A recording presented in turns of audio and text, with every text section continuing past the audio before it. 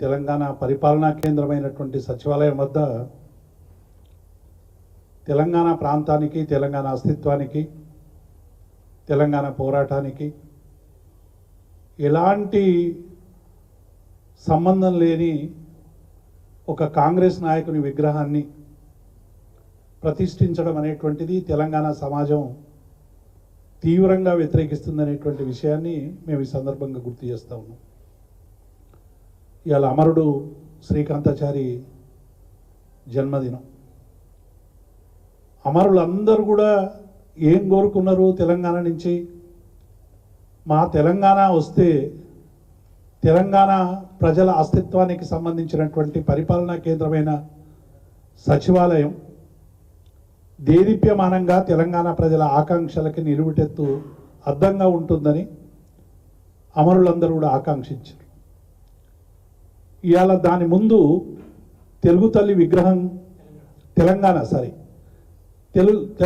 తల్లి విగ్రహం ప్రతిష్ఠించాలని అనేక మంది కవులు, కళాకారులు, మేధావులు, తెలంగాణ వాళ్ళందరూ కూడా ఎందుకు కోరుకున్నారంటే, ప్రతిరోజు ఆనాటి ముఖ్యమంత్రి కేసీఆర్ గారు అంబేద్కర్ విగ్రహాన్ని అక్కడ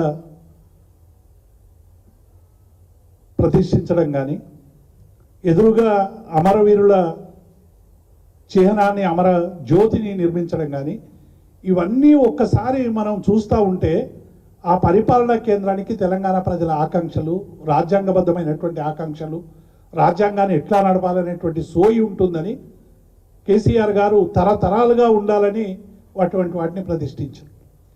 ఇవాళ రాజీవ్ గాంధీని ప్రతిష్ఠించడం ద్వారా తెలంగాణ ప్రజలకు మీరు ఏం పిలుపు ఇవ్వదలుచుకుంటారు? ఇప్పటికే తెలంగాణ అనేక సందర్భాలు ఉమ్మడి రాష్ట్రంలో, ఇంతకుముందే దేశపతి గారు చెప్పినట్టు, ఇంటర్నేషనల్ ఎయిర్పోర్ట్కు పేరు పెట్టినా, మా రాజీవ్ రహదారికి పేరు పెట్టినా భరిస్తూనే ఉన్నాం.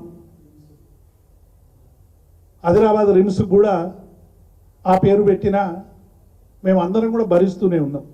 కానీ తెలంగాణ ప్రజల ఆకాంక్షల కేంద్రానికి, ప్రతీక అయినటువంటి పరిపాలనా కేంద్రానికి ఎదురుగా ఉన్నటువంటి సచివాలయానికి ఎదురుగా ఇటువంటి ప్రయత్నం చేయడం అనేటువంటిది ఇది మూర్ఖత్వం తప్ప ఇంకొకటి కాదు.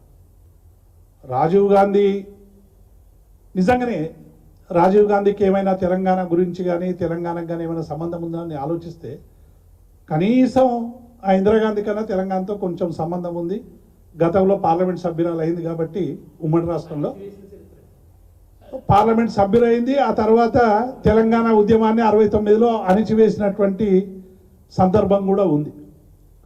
కనీసం మరి సోనియా గాంధీ ఏమో మొన్న యూపీఏ చైర్పర్సన్గా అనేక మంది అమరవీరులు పిట్టెల్లా రాలిపోతూ ఉంటే, శ్రీకాంతాచారి దగ్గర నుంచి అనేక మంది, ఓ కేంద్రమా కళ్ళు తెరువు, వేలాది మంది చనిపోతున్నా నీకు కనికరం లేదని తమ చివరి మరణ వాంగ్మూలాలు కూడా రాసి చనిపోయినటువంటి సందర్భంలో ఒక అనివార్యతను ఆ రోజు కేసీఆర్ గారి నాయకత్వంలో తెలంగాణ ప్రజలందరూ, సబ్బండ వర్ణాలు, కవులు, కళాకారులు, మేధావులు, లాయర్లు, డాక్టర్లు, జర్నలిస్టులు, ఒక్కటి కాదు అన్ని వర్గాలు, విద్యార్థులు అందరూ కలిసి తెలంగాణ రాష్ట్ర సాధన కోసం చేసినటువంటి ఉద్యమం మెడలు వంచి తెలంగాణ సాధించుకుందనేటువంటి విషయం మనకు అందరికీ తెలుసు.